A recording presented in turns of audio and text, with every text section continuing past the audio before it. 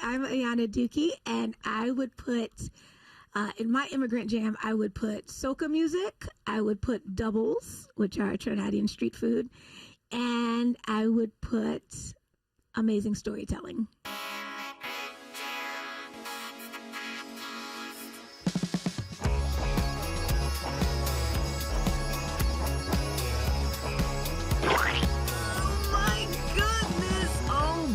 God, hello, beautiful people from all around the world.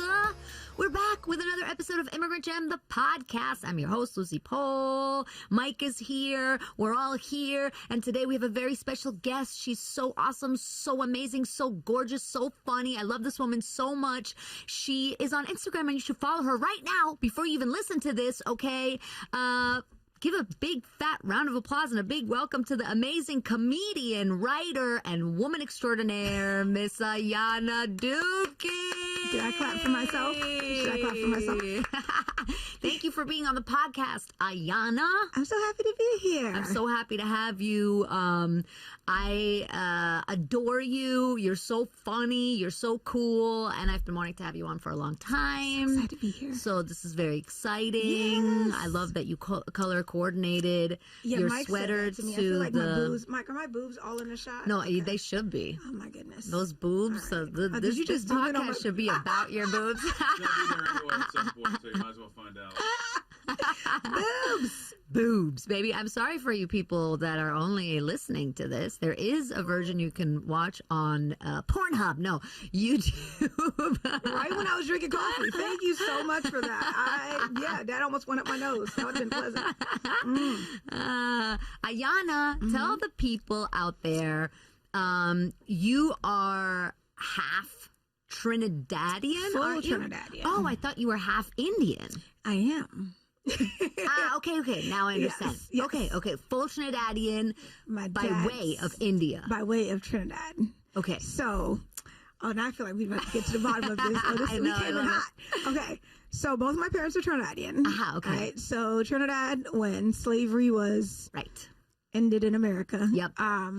They still needed people dealing with the sugarcane and all Yep. that kind of stuff. So they brought over Indians from Yes. India through indentured servitude.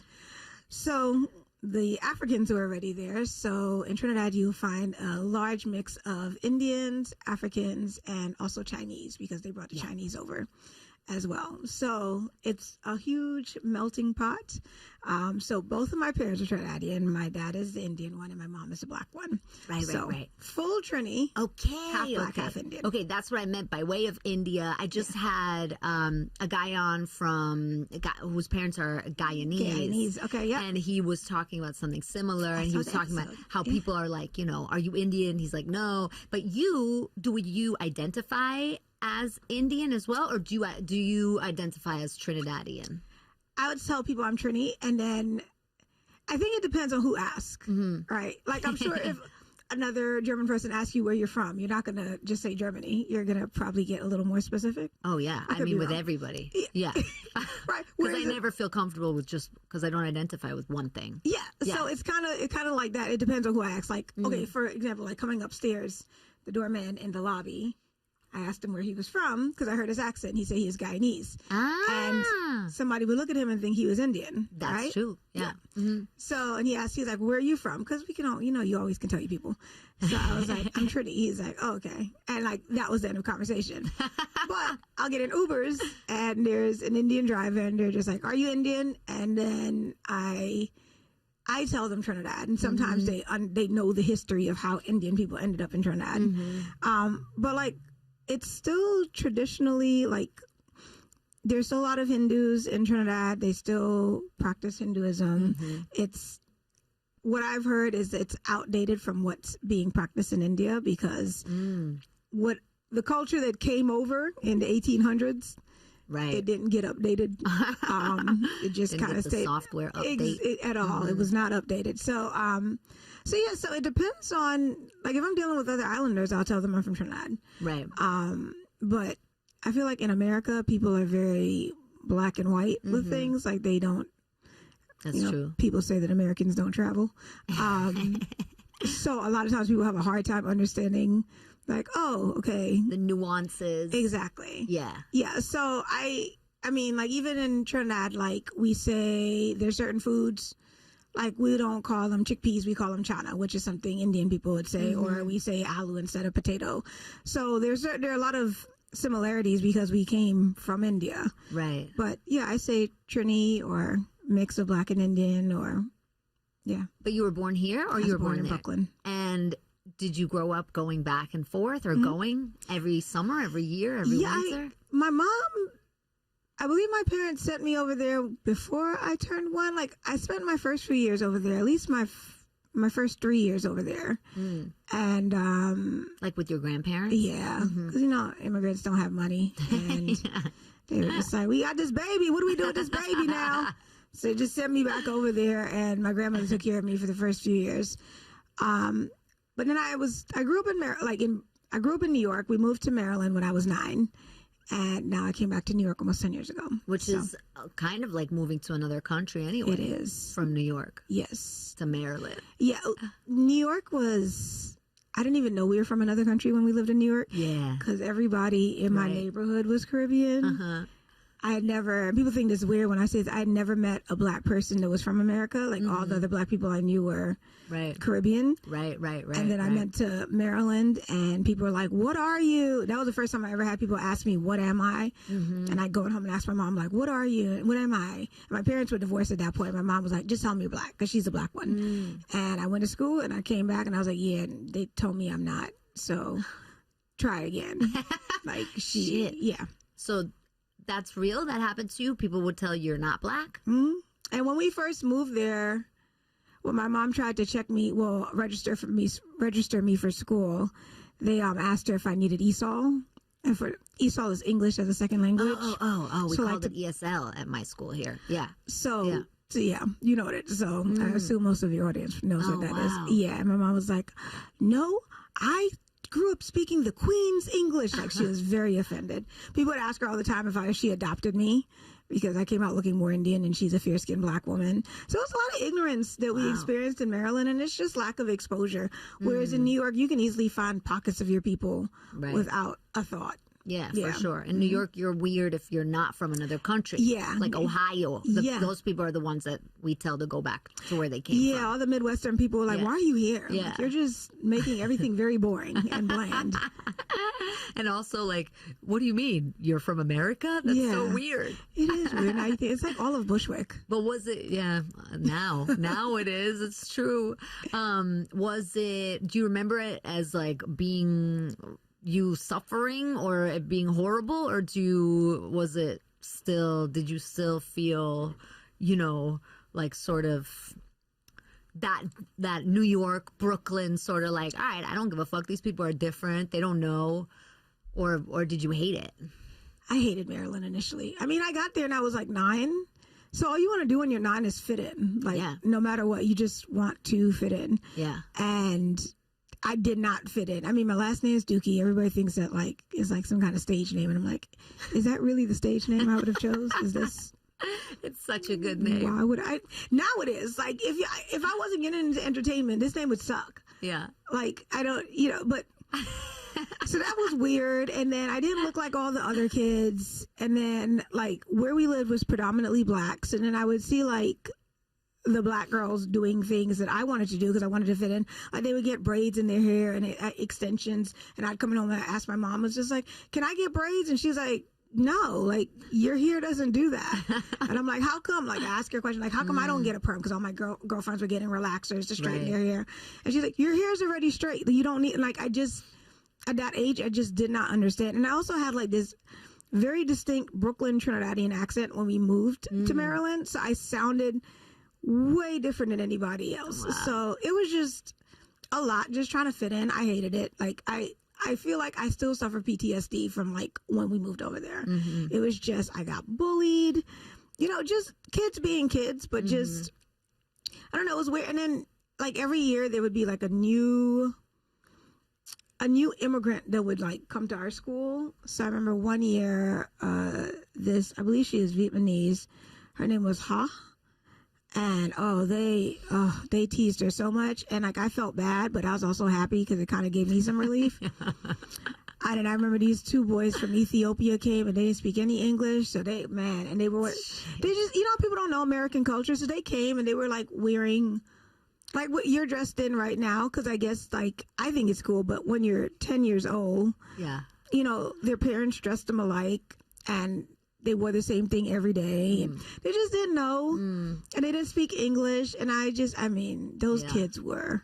I was like, at least I speak English, and I'm not even from it. Like, I literally just came from New York. Like, these kids came from across the world, and just tormented. But isn't it crazy how like I've heard so many stories of like, it's so crazy to me how you're like, oh, can I do that? Am I black? What am I? And it's like this thing that then the society and people put on you, right? And as a kid, I listened to the story, this black kid who was adopted by a white family, and he didn't like realize he was black until he started going to school. Like, even though of course he saw himself in a mirror, but like he as a kid, like he didn't understand like really the difference. Ooh. Yeah. I feel like that's a lot. I mean, I can only speak about from this country, this perspective. Yeah, like even now on Instagram, like I'll say, I'll use the N-word, and I've had someone be like, are you even black? And like, luckily people like, not luckily, I mean, I could defend myself, but folks will just be like, yeah. And also just how ignorant is, I feel like there are a lot of people that want to be the arbiter of what is black. Right. You can't do this, you can't do. And I feel like that's a very American thing, but also know America has this history of trash. Just very sad history. And that's an understatement. So, like when I talk to other Trinidadian first gen kids from Trinidad, it's like some of those things we don't necessarily understand or relate to. Yeah. Kind of like how do I put this? It's like you just assimilate because you got to fit in somewhere. And especially growing up in Maryland, like one of my friends, who knew me back in Maryland, he came to visit me in New York. He's like, I feel like you hang out with more Indian people in New York than whereas in Maryland you hung out with more black people. And I was just like, well, in Maryland, I didn't have anybody to be Indian or Trinidadian with.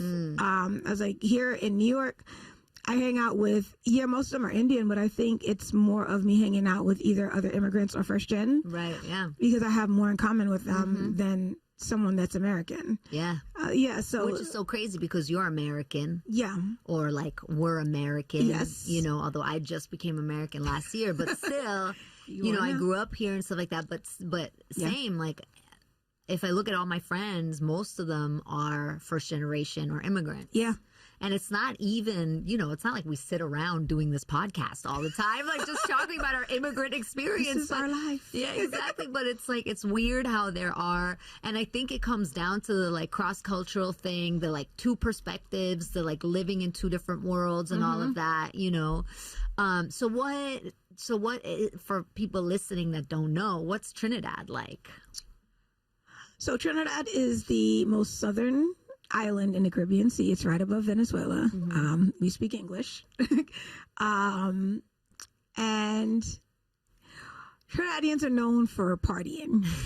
That is our reputation. I appreciate we're known for partying and loving and just always about having a good time. That's amazing. I feel like when I'm in Trinidad, that is what I'm doing. I get the privilege of whenever I go there, I'm on vacation. So my cousins are just definitely like, just want to take care of me. Showing and like, you the best time. Exactly. Yeah, yeah. Right. They're like, don't come live here. Don't do that. We're trying to get out. Have you ever thought about moving there? I did. When I was in college, I went for the summer between high school and college. And I remember, I knew I was going to study engineering, or maybe it was a year. Either way, I knew I was on a track to be in some kind of engineering. And my cousin was an engineer and he was working for the water company there. And I told my mom that I wanted to get a summer internship in Trinidad. I was like, this would be so much fun. I get to stay here. And like, I'm the only one in my family not born in Trinidad. So my mom, my sister, and my dad all born in Trinidad. So I'm kind of like, my only claim to fame is I can actually run for president. Yes. that ain't happening. But I could. Never say never. I mean, Kanye did, so Exactly. I got a shot. I got to boost them Instagram followers. That's why we need you guys to follow Ayanna. So If I reach 500K, I'm running for president. You heard it here first. No, you should just as soon as you hit like 20,000 or something, fuck it, go for it. Like, who's voting for me? Be a fun campaign. But yeah, like that to me is like the fun thing about like going there. I try to go almost every year for Carnival, and I think that's another thing that people know about Trinidad. There's this huge carnival every year, right before Ash Wednesday, and the big costumes and the in the streets and the liquor, the drinking and the feting, and it's just So that's what we're most known for. Did you go for the internship? No, I never did. My mom, you know what? I'll say this about immigrant parents. They will rain on your dreams. I feel if they even let you have dreams. My mom was just like, you know how you are when you're not, and I was just like, no, I don't know how I am. I'm 18 years old. Like, no one knows how I am. Figure it out. Yeah, I was just like, let me go. And she's like, you're going to get here and you're immediately going to want to come home. And she like projected all of this stuff onto me. And she's like, the first time you see a roach, you're going to want to leave. And I'm like, we got roaches in Maryland. I mean, Trinidad has massive roaches, the ones that fly. But still, I'm just like, she just really talked me out of it. And I'm not going to say I regret it because I don't really think much about it. Yeah. But I thought that would have been a great opportunity to. And so at that time you thought you might want to live there? Yeah, I think part of it was fitting in. And then again, when I go, it's always a good time. Yeah. It's always. That's why I asked, because I can't imagine being from a place having roots in a place that is so beautiful and just like a place where people fucking rip their right leg out to just go for a week, like just to go on vacation or something. But of course, obviously, you can't do comedy in Trinidad. I mean, you can, but I don't. I try hard not to perform in front of other Caribbean people. But do you guys also speak like patois or Creole or anything like that there? No, English. I mean, accents, and obviously slang. Right. So, but no, it's English. My mom is first generation Trinidadian, so she's from Dominica, and they speak patois there because they were French owned. Right. So, but Trinidad was British owned, we are English. Yeah. And the food? What's the food like? The food is a fusion between Indian and African cuisine. Personally, I think the food that Trinidad is mostly known for are the Indo-Caribbean foods. So like the roti and a lot of curry-based things, a lot of vegetarian things. But yeah, the street foods. So like most people, and I said in the beginning, doubles. And doubles is like... Oh, yeah, you said doubles, and I didn't know what it was. Doubles are like, it's like this fried bread, 2 pieces of like, let's just say fried bread. And then in the middle, they put like a curry chickpea mixture. It's the most amazing thing you ever taste in your life. And that is what everybody knows about Trinidad, doubles. Like you can have a breakfast, lunch, or dinner. It's good hangover food. It's good to just eat in the morning. It's anytime. Yeah, you can never go wrong with it. So Love it.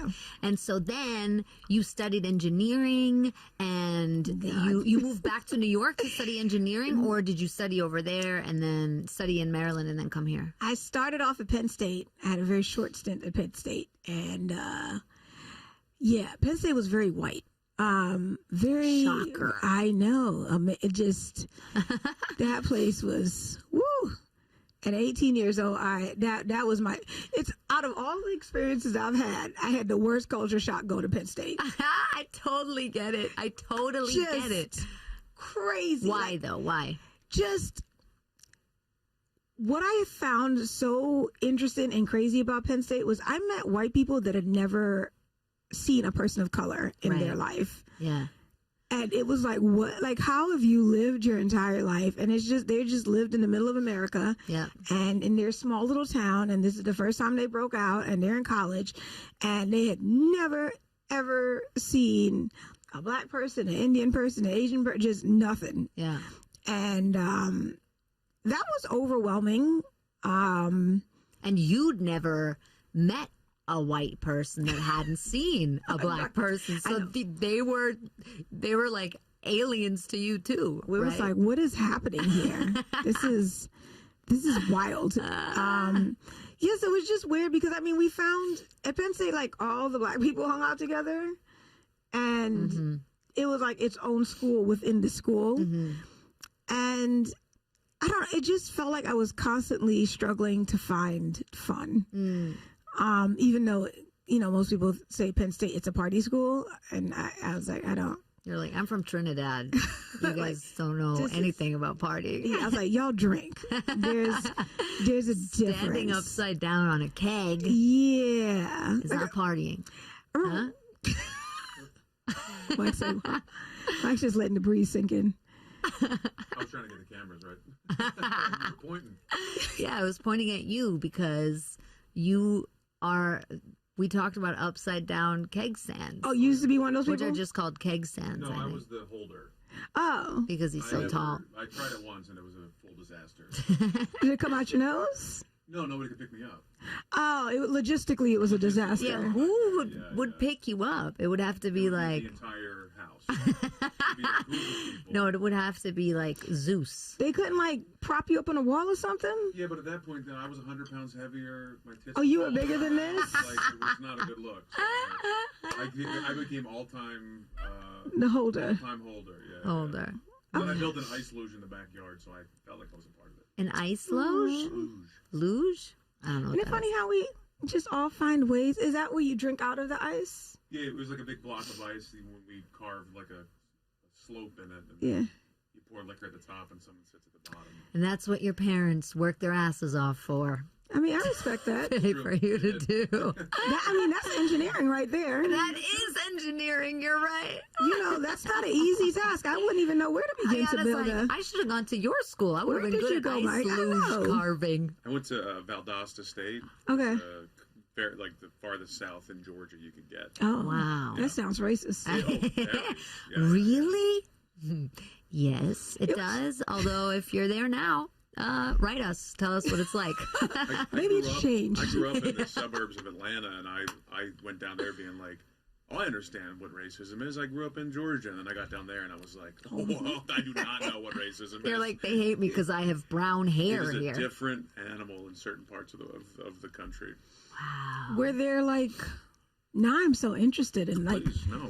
like where they're like, what was the most, I don't even know if I should ask this, what was the most racist thing you saw? Yeah, what was the most Or just the most, the most passive racist thing. Because here's the thing, what I feel like about racism is like, whenever I'm hit with it like in the face, I'm always like, wow, y'all are still doing this? Like out loud? I can tell you the story if it's can I? Yeah, okay. of course, So please. there was I was a bouncer, and this kid that I went to high school with came to visit.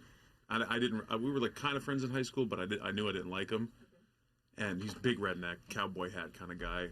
And he was like, oh, good to see you, whatever. Comes in, goes to start to play pool at the bar, and then comes up to me because ironically, this area was very mixed. It was a super diverse little like college town. And there was a group of black guys playing pool, and he didn't want to have to wait longer for black people to play pool. And so he came up to me because I was the security. And then he looks at me, he goes, like, I know the bouncer, I'll take care of this. And he said, Mike, can you get these Oh, yeah. out of the pool room? Because we want to play. And I go, oh, we're not friends. And I promptly grabbed him and then just moved him outside and said, good night. And that's the last I ever heard from that kid. And I was like, then this he is unbelievable. became Yeah. Stephen Miller. Yeah, exactly. But I was like, oh man, like not only was it overt, but he looked at me like, right? And I go, we are not why do you think that's okay for anybody? It kind of blew my mind. But We are not the same at all. no, it was upsetting that he looked at me to say, oh, he has my back on this. And he said it so off the tongue. Yeah. And I was like, man, this was way too easy for you to say. It wasn't in anger. he was just like he was just talking to a friend. I was like, ugh. It's honestly giving me chills right now thinking about it. You could just see it was part of who he was. Right, exactly. It was just an extension. It was like him breathing. He didn't think about it. He just said it. It's just like stuff like that is great. Like at Penn State, I didn't get any like type of. Like there was no, I don't remember any blatant racism. What I do remember, my friends, we liked going to the frat houses because it was free alcohol. Another thing too, I don't know if it's still the same way, but in Pennsylvania, the sororities weren't allowed to have houses because it was like some kind of like, they considered it like a whorehouse. Yeah, like it was a real sexist. What? Yeah. So like the women, like there would be no sorority houses because they're like too many women occupying a house is considered like a whorehouse. Yeah. A brothel. A brothel. There's the word. I knew it was better than whorehouse, but same. No, it's not. It's the same thing. Yeah, so we would always go to the frat houses, and one time it was like me and like 5 of my friends, we go to the frat house and we're just dancing, we're having our own party, you know, it's a white frat house, and some song came on, so we just started doing the electric slide. Of course. And like people started like circling us and like clapping for us, and then somebody was like, I think they're a dance team, and we're like, no, it's just the electric slide. Like everybody does this at weddings. Like we didn't practice this. Yeah, it was just like things like that. It's like on the surface, it's like it's not racist, but then you can just inside of me, it's just like you saw a group of black people dancing, right? Doing a line, the most popular line dance. Yeah, right. And in your mind, you didn't go, oh, they're doing the electric slide. It was like they must be a dance team. So yeah, this is what these people do in my brain. Yeah, dance. Yeah, they don't do what we do. Yeah, they're not here for school. It was just, and again, it's, you know, it's fun because I posted that story on Instagram and like a couple of white people were just like, I don't see what's wrong with that. You guys are doing, and it's just like, I don't know how to explain to you the issue with that or just the feeling that we had being in that situation, being surrounded by a bunch of white people clapping for us and assuming that us doing the electric slide, we were some kind of dance team. And you're like, you know, you can dance with us too. Like you don't have to stand here and fucking weird. We don't practice on Mondays and Wednesdays. Like we are just trying to get drunk like you guys. So yeah.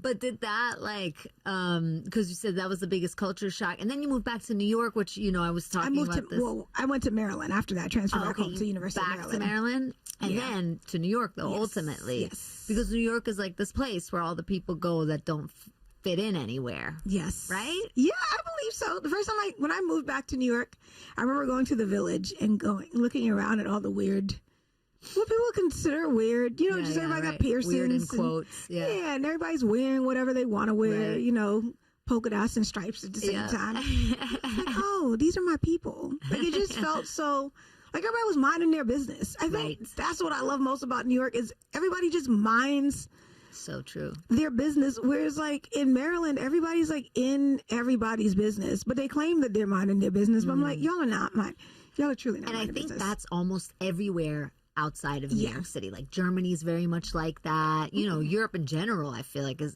very judgmental, but nobody minds their business. People yell at you if you cross a red light on the street. People tell you to keep your voice down in public.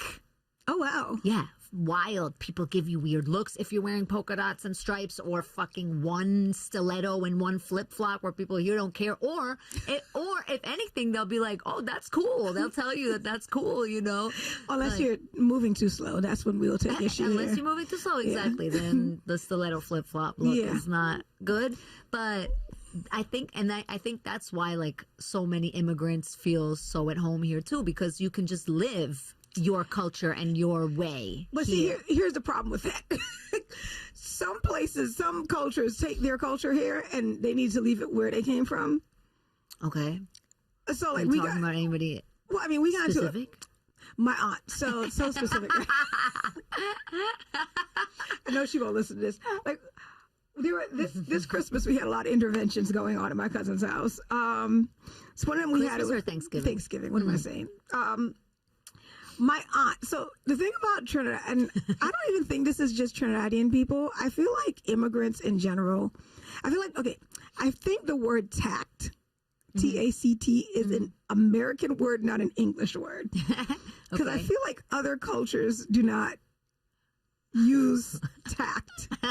Okay, elaborate. I like this. I like this theory that's coming our way. Okay, so my aunt, so my family in general, it's always like, oh my goodness, it's so good to see you. Boy, you put on some weight. Like, it's always No. like in the same breath. So my aunt sees me and she's just like, oh, look how pretty you looking. But it's like she sets you up, but she about to knock you down. And then she go, what happened to your teeth? Why are they so spaced out? And I'm like, I did not have any feelings about my teeth, but now I am hypersensitive about my teeth because of just one state. So her son is like, Mommy, why would you say that? And he's like, we've had this conversation before. You stop attacking people. And she's like, that's not an attack. And he's like, yeah, when you say not nice things to people. And she was like, I don't see what the problem is. She's like, how is she supposed to know about her teeth if I didn't tell her? Yeah, I mean, that's true. I think I think that is a very American thing to be like polite and positive. Yes. And I think a lot of other cultures see it as like a sign of love, to be honest, like that. Yes. My mother, not Trinidadian, 100% like that. Like, she'll be like, oh, yeah, in the beginning I liked your haircut, but now it's a little bit. And I'm like, Mom, I didn't ask you.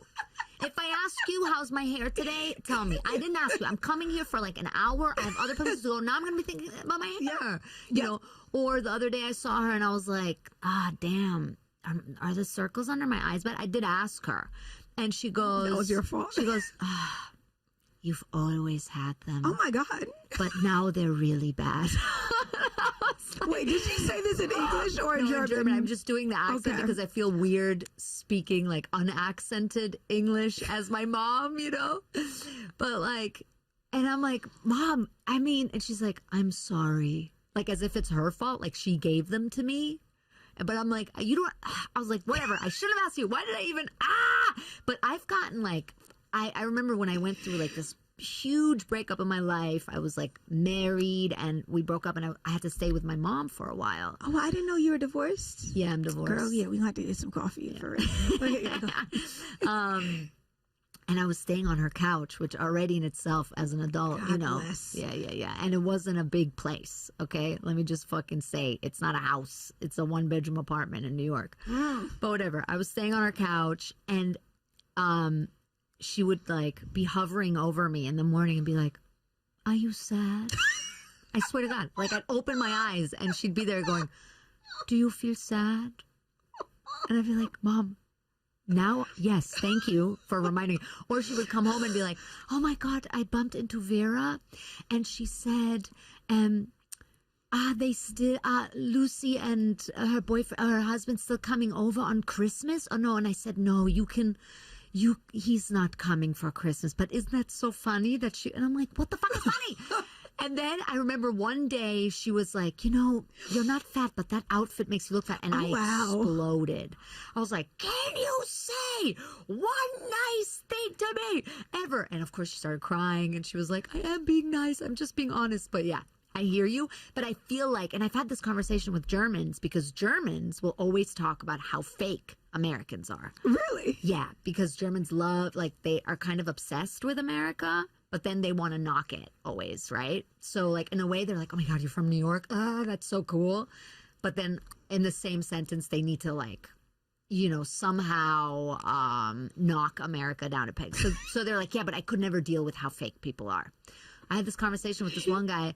And I was like, but it's nice. Like, he was wearing a coat. I was like, if you walk down the street and somebody in New York would be like, great coat, man. Yeah. Isn't that nice? And he goes, no, I would feel they're mocking me. Wow. Yeah. And if you go, you look like shit, man. He'd be like, thank you. We're friends. Like, what the fuck? Like, they think if you care about someone, you're mean to them. The whole country needs therapy. If that's a lot. Yeah. That is intense. Yeah. It's intense. Now, I'm like so interested in everything you're saying. So I'm going through a divorce. Yeah. And look at me. Look at the progress I've made that I said and I immediately smiled. Yeah. High five. So much progress. Nice. So this is my fantasy. And I don't know if I could ever make it a reality, but I want to have a boyfriend in every major city in Europe. Oh, I've had that fantasy too. how do you? Well, obviously you can't make it happen right now, but so no one has to know. Tom doesn't listen to this podcast. It's very smart. Gives you freedom. So that's interesting to hear. Like, so this is my thought as you're talking about, like, when we're talking about tact, like. That's one of the reasons I hang out with more immigrants, because I feel like just basic things like this we get. Mm-hmm. Like, I feel like I could date a Korean and like meet his family, and outside of the language, which is a huge barrier. Mm-hmm. Their culture, when I like really looked at their culture, I'm like, yeah, same. Like,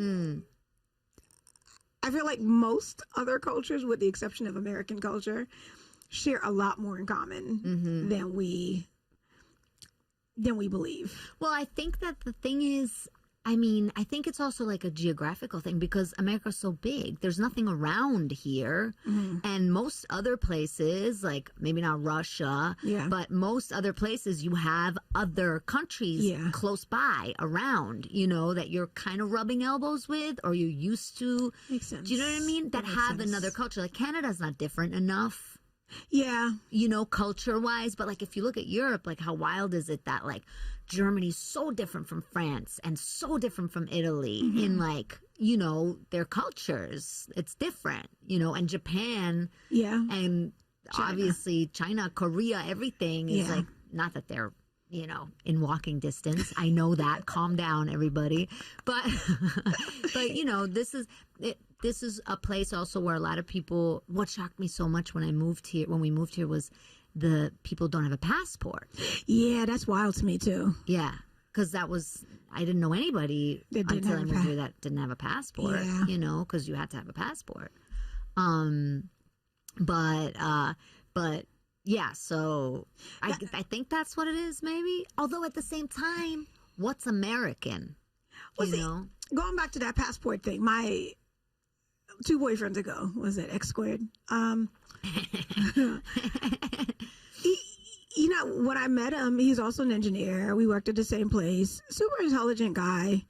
I thought I wouldn't call him worldly. I met him in Maryland, and his mom. I love that. I wouldn't call him worldly.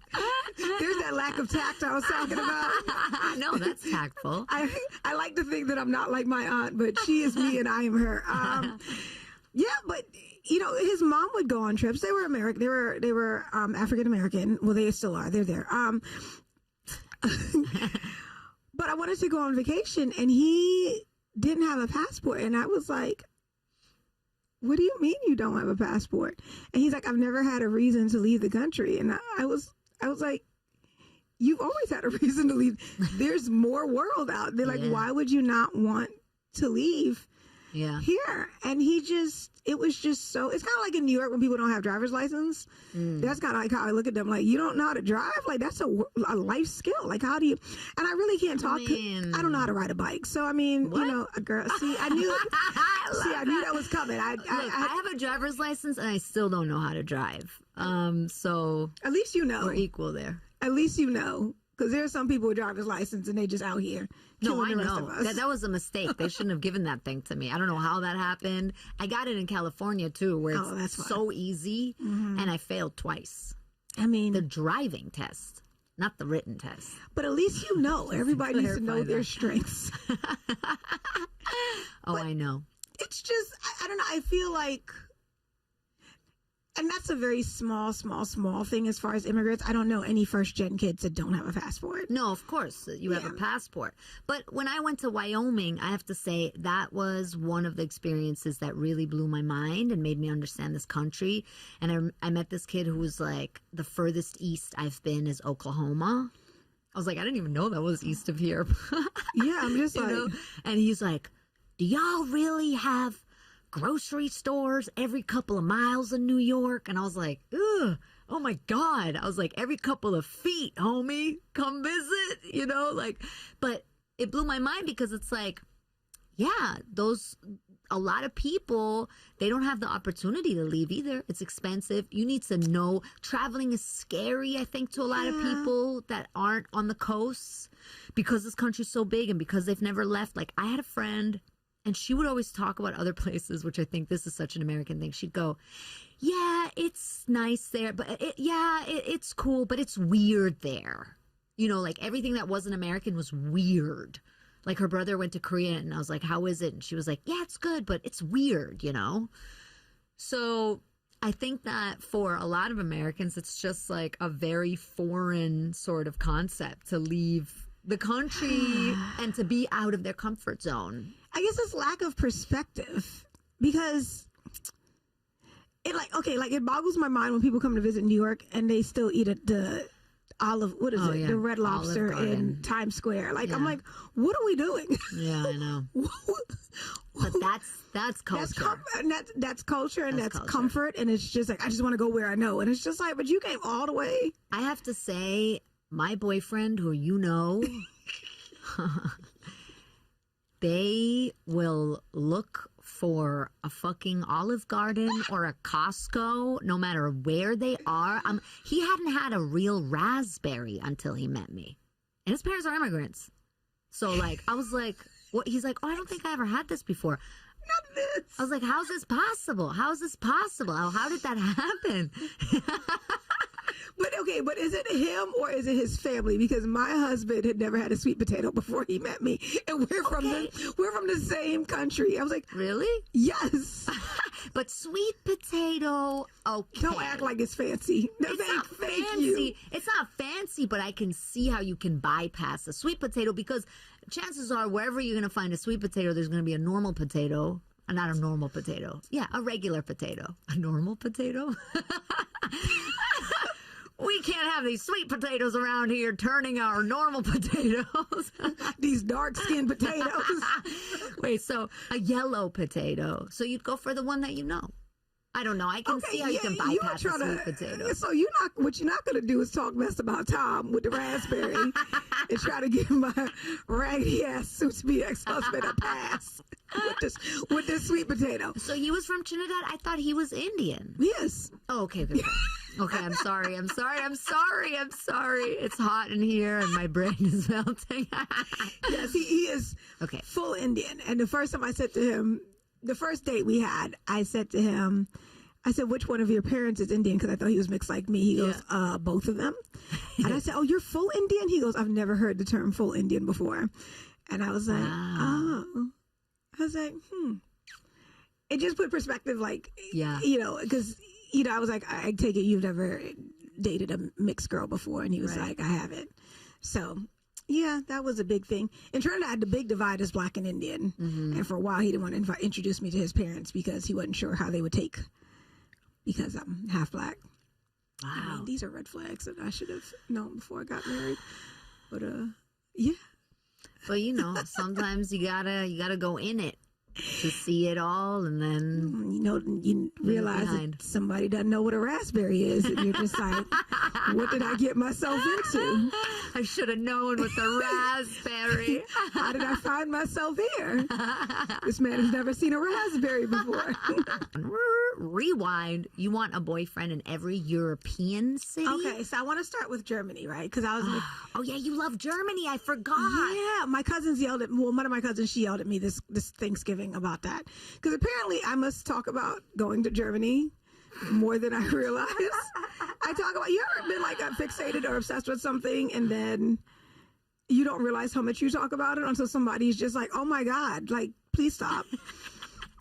So, and I know where it started. So I ended up taking German in high school and they had this very brief exchange program. It was only like 3 weeks. I was in Germany. I got to stay with a host family. And let me tell you, I was a hit. Really? I was a hit at that high school. I bet. A hit. Yeah, like, they've never seen someone so joyous in their life. They were just like, they're like, so excited. They just were overwhelmed. Where was it? What city? In Fulda. Fulda. Yeah, yes. That's really funny. I've never been there, but it's not a major town, is it? No, that's why it's very funny. small. Yeah, very small. So, yeah, it was so much. My host sister, I guess the one who eventually exchanged with me. I was introducing her to people in her high school. And she's like, how do you know these people in my school? And I was like, how do you not? Like, first of all, it's a small town. So, like, I figure everybody should know everybody. Yeah. But, yeah, I had a little boyfriend. They have a statue of you erected there Probably. now. I should go back and see. You had a boyfriend? What was his name? Bjorn. Bjorn. Bjorn. And I'm still friends with this other guy, Tobias. Yeah, Tobias. Yes. I think he's like in politics in Germany now, but we're still Facebook friends. And I'm not going to go any further than that. He's a 9. But yeah, like, so my best memory with Tobias is, so he was good friends with my host sister. And we were, I don't know where we were, but we were eating. And I'm just eating, you know, you Bratwurst. Kind bratwurst. Kind of bratwurst. I still can't figure out the E's and the N's. The articles, yeah. So he's watching me. You know, you can feel somebody just looking at you. Yes. So he's looking at me, and everybody's English is way better than my German. So I'm like, what? Why are you staring at me? And I think I had to explain what staring meant, but we got to the bottom of it. And then he goes, Are you Turkish?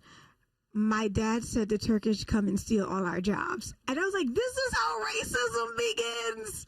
This is how it begins. And it was so beautiful in a horrible way because he just didn't have the English to be able to like sugarcoat like how to say it. You know what I mean? Like I feel like if you're fluent in something, you're not going to say something that messed up. Like you're going to kind of smooth it over. But his English wasn't good enough. Aren't known for smoothing shit over, really. He came in hot. Are you Turkish? Because my father said the Turkish come here and steal our jobs. I was like, wow. And I was like, well, I am not Turkish. Oh, my God. And I was like, did I say, do I look Turkish? No. I don't think so. I do have this Turkish guy in my WhatsApp right now harassing me. I met him on the train. But anyway. On the train? Yeah, girl. He just got here like 6 months ago, and he keeps on trying to get me to come to his apartment. And I keep on thinking, I was like, maybe his English is not good. Like, so I'm trying to give him a pass, like, you know.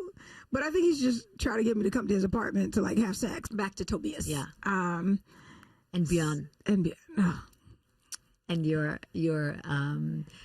German fetish. Oh my gosh, it is a fetish. So I told him no, and then we pulled out a map. So we had a globe because we were at my host's house, and we pulled out a globe, and I showed him where Trinidad was. And I was like, "You Turkey? It's all the way over here." I was like, "We are all the way over here. I did not come to take your job." And he's like, okay. And then we became good friends. We're still Facebook friends. And occasionally I'll message him so I can practice my German.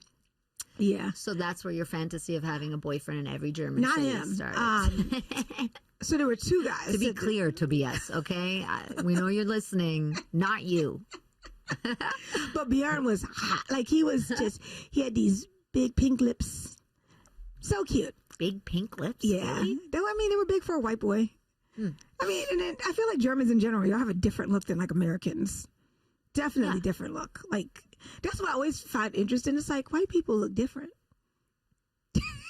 Yeah, I mean, Germans have. I think Germans have a very distinct look. Yes. Yeah. Yes. I'm half Romanian, so wow. People always speak to me in English in Germany because they don't think I'm German. Wow. Mm-hmm. Who's Romanian? My mom. Wow. Mm-hmm. I did not know that. Yeah. Jewish Romanian. I need to see a picture of your mom. Mm-hmm. This is interesting. I feel like I'm learning more about you on this podcast. But yeah, I had 2 boyfriends. I got in trouble because one of them was like a bad boy. His name was Valentino. Okay. And he asked me to do his English homework. Oh. He could tell I had a little crush on him. And I did his English homework a little too well. And they asked him to read in class. Yeah. Oh, shit. And then I'd written a little love note at the bottom. And he read that out loud, too? The teacher stopped at that point and scared me. But he got kicked out of class. And I want to fuck you to what? But yeah, he used to call me Miss America. That's cute. Oh, he just... Okay, now I understand. Yeah, and then Bjorn actually came to America. But to visit you? No, for the part of the exchange program. Okay. And before I left Germany, he gave me his watch. Wow. And he gave me like a little picture keychain. He gave you a Volkswagen and a Mercedes-Benz. He gave you his watch. Wow. And a key, because I would always wear it, and he just told me to keep it. And then he gave me a keychain, and it had a picture of him on it, and on the back it said, "See you soon, Bien." Oh my goodness, I was over the moon. At 16 years old, here I am at 41 years old thinking about this.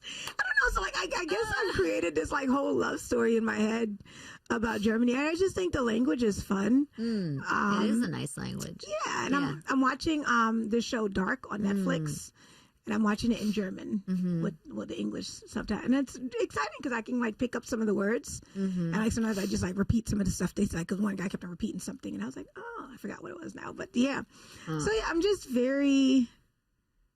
Yeah, I don't know. I just feel like I want to go there and have a little boyfriend and have a time. Do you think you'll get married again? I know it's soon because too soon to ask. No, you do? Yeah. See, this is what I was thinking after I got divorced, right? I was thinking being divorced once is sad.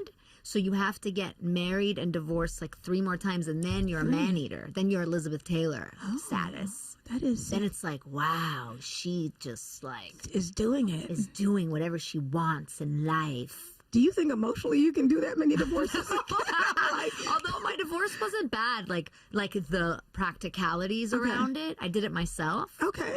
Look at you, DIY. Yeah, it's actually called, like, you go on the website and it's DIY. Divorce. They should not That's use where you that click. Yes. And you know, it's always in New York.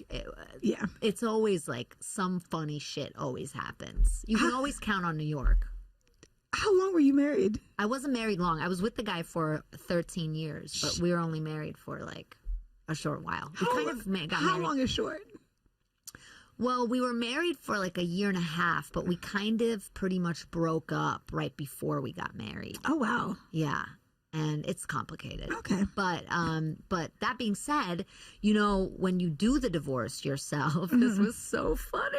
So they asked that you have to put an empty envelope into the filing, self-addressed, stamped, empty envelope, right? Okay. And so I did that, and I filed it. I forgot about it promptly that I had done that.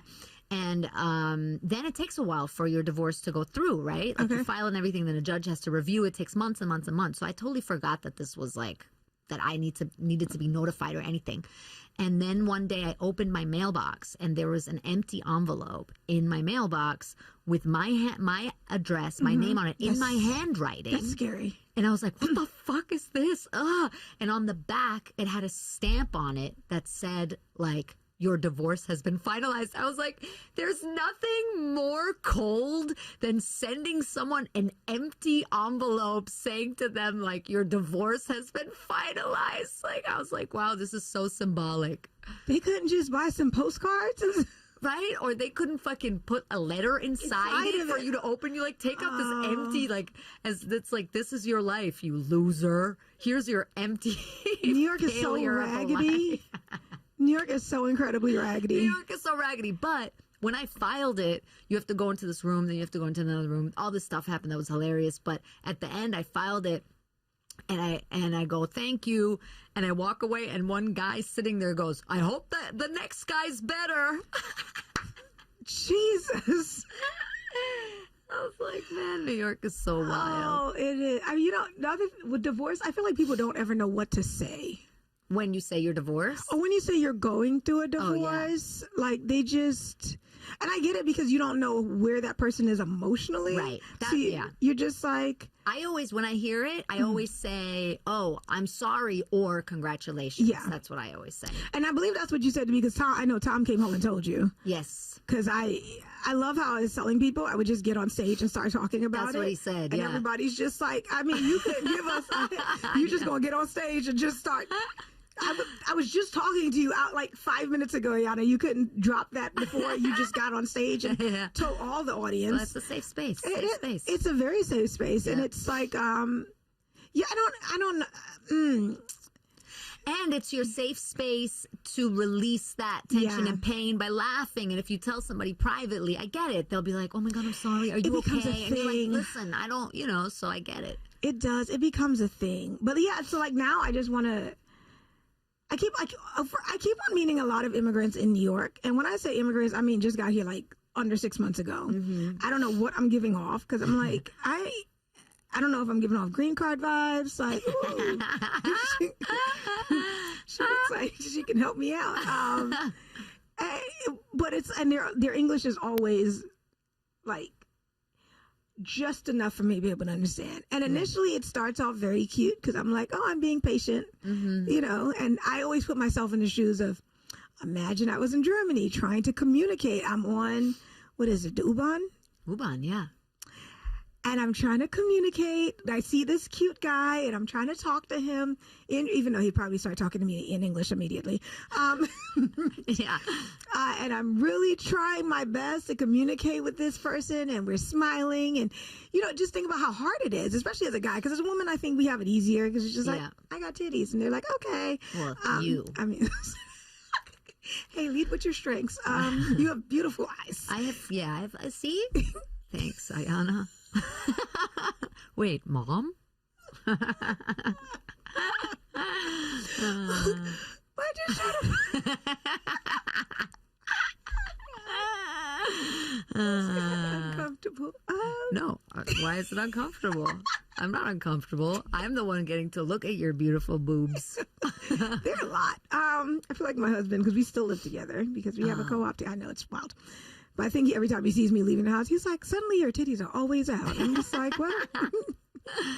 I'm single. Yeah, seriously. But yeah, I just think about how hard it is to like approach a woman. First of all, how hard it is to approach a woman as a man, and English being your native tongue, let alone to approach a woman. You're new to this country. English is your second language. And, you know, that's a lot. That to me takes a lot of confidence. So you're giving them extra points for... Yeah, I'm giving them grace. Like, okay, you know what? And because you're right. I'm like, wow, that's... you're so considerate. This is not... It's not the right way to do it. I feel like you're judging me right now. No, I'm just, in my brain, I'm like, that is so nice, but I'm always like, what the fuck makes these guys think they can just go up to anybody and say some stupid shit? You know what I mean? And you're over here being like, it must be so hard to go up to someone and say some stupid shit. Wow. Perspective. Yeah. So that's just what I think whenever these guys approach me. But then the more they talk to me, the more I'm just like, oh, y'all are just still trying to have sex. Like, it just always comes back to that. Yep. And then I try to disregard and pretend like it's not sex. I'm like, well, their English isn't that great, so they're not really telling me that. It's just they don't know. They don't know how to say, I want to get to know you. They only know how to say, let's fuck. Oh, God. ESL. They really should teach that better. I wish y'all could see Lucie. God. It's so... I feel like I'm being considered. Like, don't you appreciate people like me? You can't ask a man that. You can, and I do.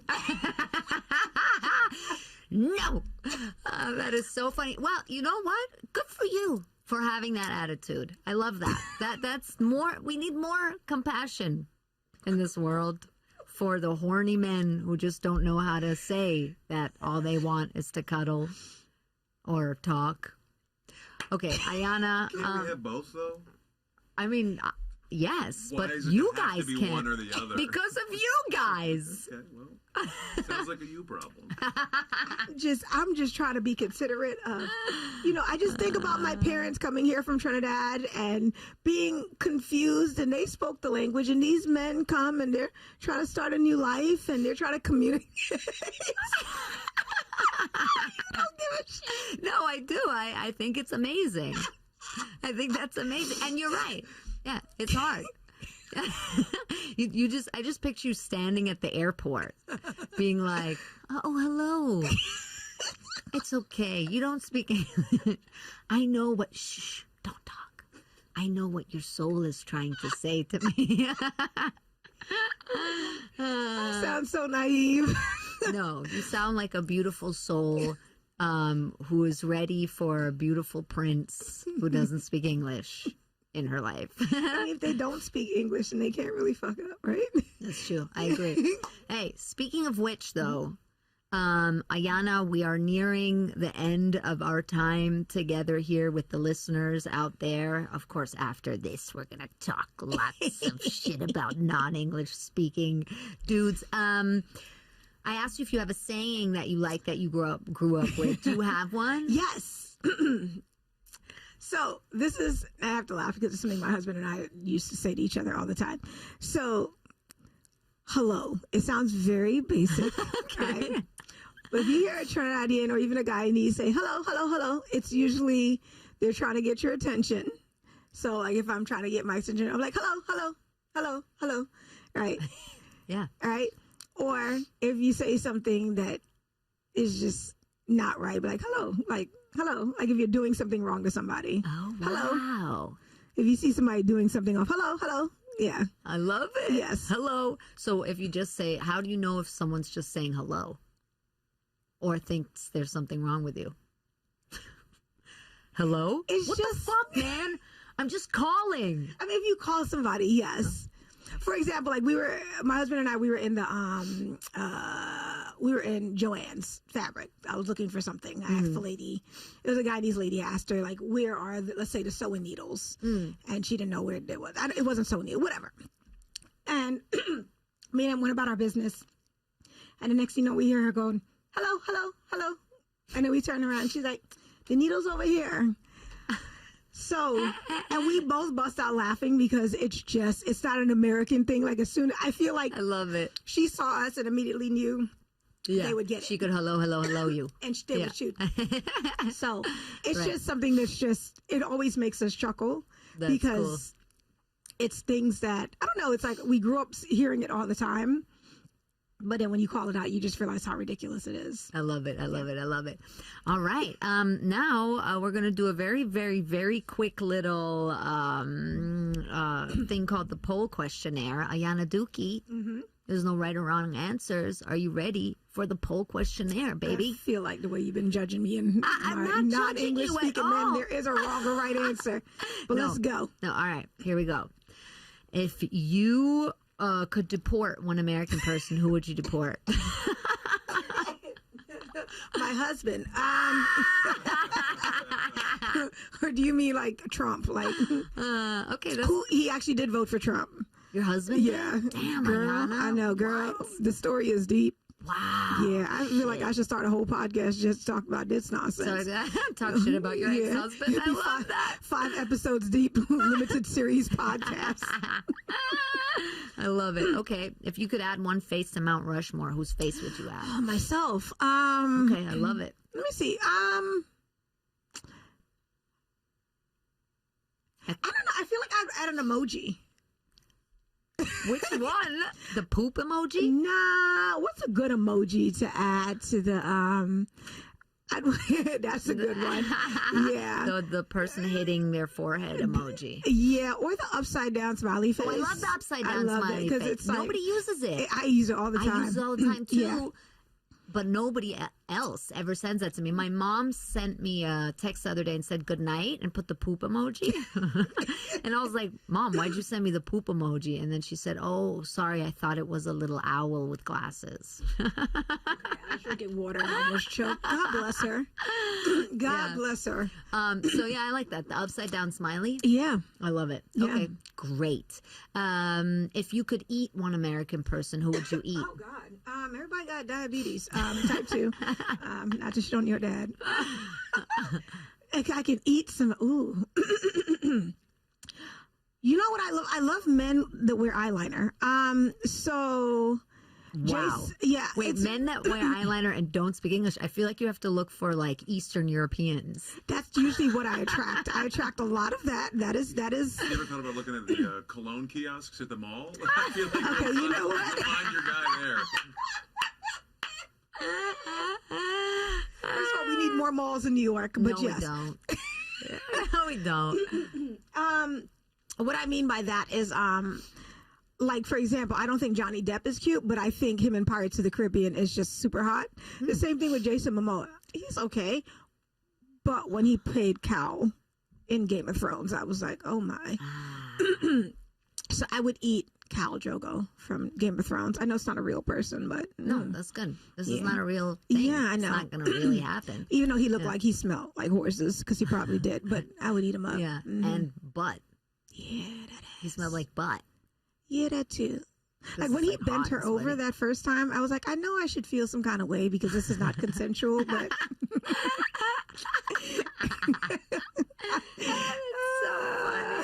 Okay. All right. 2 more questions. If you could if you had to make up a catchphrase for America, what would it be?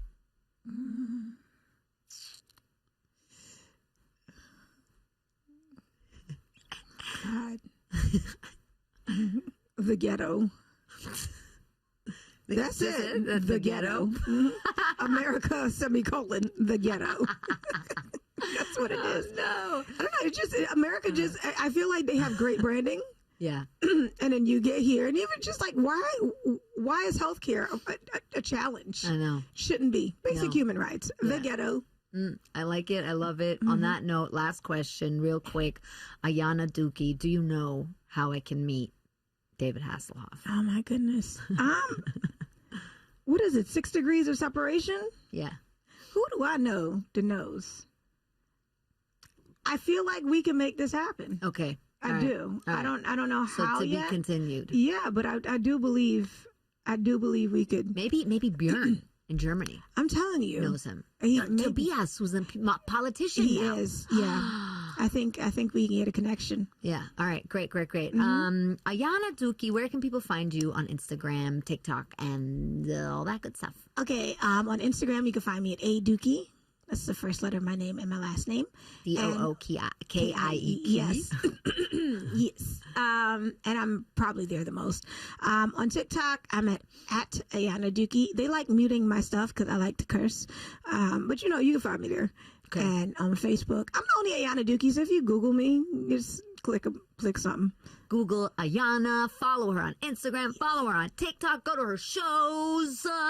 If you wear eyeliner and don't speak English, fucking slide into her DMs. Oh, what are God. you waiting for? Or if you don't wear eyeliner, put some on. What is wrong with you? Okay? This is what women want these days. Do it right now. Thank you, Ayanna Dookie, for being on Immigrant Jam, the podcast. You're the best. You're the best. You're the best in the world. Mike Albanese, also the best in the world. Thank you, Mike Albanese.